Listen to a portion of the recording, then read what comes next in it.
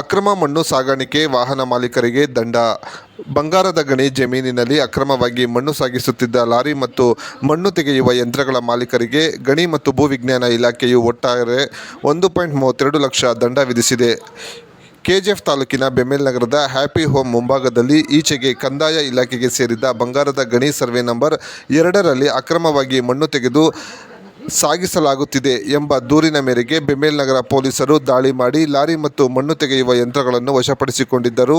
ನಂತರ ಬಿಜಿಎಂಎಲ್ ಅಧಿಕಾರಿಗಳು ಮಣ್ಣು ತೆಗೆಯುತ್ತಿರುವ ಜಾಗ ಬಿಜಿಎಂಎಲ್ಗೆ ಸೇರಿದ್ದಲ್ಲ ಎಂದು ಮಾಹಿತಿ ನೀಡಿದ ನಂತರ ಕಂದಾಯ ಇಲಾಖೆ ಅಧಿಕಾರಿಗಳು ಸ್ಥಳ ಪರಿಶೀಲಿಸಿ ದೃಢಪಡಿಸಿದ್ದಾರೆ.